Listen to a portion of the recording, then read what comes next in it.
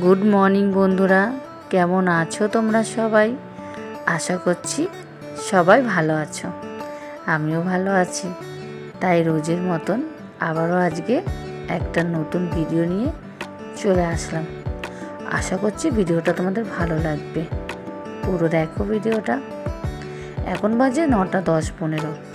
বিছনার এখানে কিছু কাজ করে আমি নিচের ঘরে চলে গেছিলাম। নিচের ঘরে সমস্ত কাজগুলো আমি করে নিয়েছি। নিয়ে এদিকে রান্নাটাও বসিয়ে দিয়ে এসেছি। এসে তাই আমি উপর ঘরে চলে আসলাম। যে কাজগুলো করিনি কাজগুলো সেইগুলো করতেই চলে এসেছি। বিছনা ঝাড়া হয়ে গেছে। জানলার পর্দাগুলো খুলে সরিয়ে দিয়ে আমি এখন জানলাটা খুলে দিলাম। কারণ ওই যে বাইরের হাওয়া বাতাস না ঢুকলে ভালো লাগে না। তা উপরের ঘরে এই জানলাটা অনেকটাই বড়, একটা দেয়াল জুড়েই পুরো জানলা। তো এইদিকে হাওয়া বাতাসটা খুব ভালো ঢোকে, কিন্তু 12টা 12:30টার পর থেকে জানলাটা খুলে রাখা যায় না, কারণ প্রচণ্ড রোদ ঢোকে। শীতকালে তো ভালোই লাগে, কিন্তু গরমকালে প্রচুর রোদ থাকে, ঘরের মধ্যে ঢুকে যায়, অসুবিধা হয়ে যায়। তো ওদিকে জানলাগুলো খুলে দিয়ে এই পাশের জানলাও খুলতে চলে আসলাম।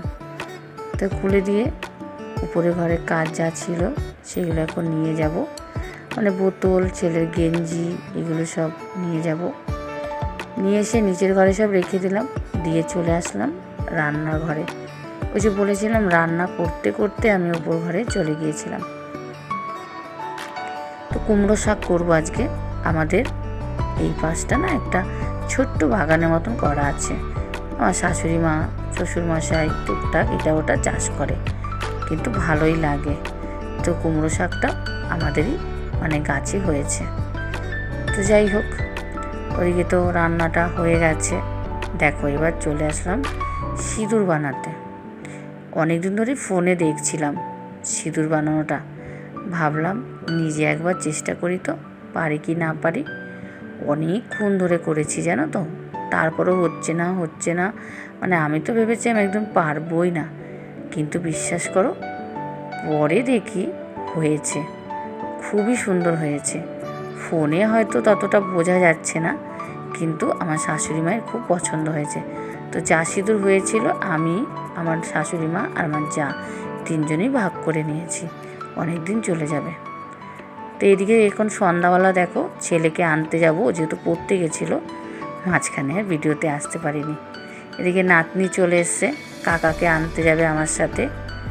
আর এদিকে দেখো গোপাল, তোমাদের বলেছিলাম আগের ভিডিওতে যে গোপাল বেড়াতে এসেছিলো আর অনেক দিন ছিল। এখন ওই বাড়ি থেকে ফোন করলো যে গোপালটাকে দিয়ে আসতে বলেছে। তা আমাকে বলছিল যে ওরা আসবে। আমি বললাম আসতে হবে না, আমি নিজেই দিয়ে আসবো। তো আমি যেহেতু ছেলেকে আনতে যাব, তার আগে আমি গোপালকে দিয়ে ওদের বাড়িতে তারপরে ছেলেকে আনতে যাব। এদিকে আমার নাতনি সিঁড়ি থেকে নামার চেষ্টা করছে। আমি তো জানিও নামতে একদমই পারবে না, তাই ওকে নিয়ে একটু মজা করলাম। করার পরে ওকে নিয়ে নিচে নেমে ওকে ওদের বাড়িতে দিয়ে চলে আসলাম। তারপরে বাড়িতে দিয়ে সোজা চলে গেলাম ওদের বাড়িতে। গোপালকে দিয়ে ছেলেকে এনে রেখে আবারও চলে আসলাম রান্নাঘরে। আজকের ভিডিওটা আশা করছি তোমাদের ভালো লেগেছে। ভালো লাগলে অবশ্যই যারা ইউটিউব থেকে দেখছো সাবস্ক্রাইব করবে, আর যারা ফেসবুক থেকে দেখছো তারা অবশ্যই চ্যানেলটিকে ফলো করবে। তোমাদের বলতে ভুলে গেছি যে এখন আমি কি রান্না করতে এসেছি রান্নাঘরে। রাতে রুটি হবে। আর এখন তো আমের সময়, আমার ছেলে, আমার শাশুড়ি মা, আমরা সবাই আম খেতে ভালোবাসি। তো আজকে রাতে রুটি, আম আর দুধ দিয়ে হবে। একটু আলু ভেজেছিলাম, আলু সিদ্ধ দিয়েছিলাম, সকালে একটু ডাল ছিল, সেগুলো দিয়ে আমার শ্বশুরকে দিয়েছি। উনি রুটি খেতে পারে না, উনি ভাত খাবে, আর আমাদের জন্য রুটি করলাম। তো চলো, একটা ভিডিওটা দেখার পর একটা লাইক করে দেবে কিন্তু। আর ইচ্ছে তো আছে তোমাদের আমি ডেলি ভিডিও দেওয়ার, জানি না কত দূর পারবো। তার একটা সাপোর্ট করতে হবে তোমাদের, অবশ্যই সাপোর্ট করো। আর দেখো কথা বলতে বলতে চলে আসলাম কিন্তু খাওয়ার সময়। আমাদের খাবারগুলো সব রেডি করে নেব, তারপরে একসাথে খেতে বসবো।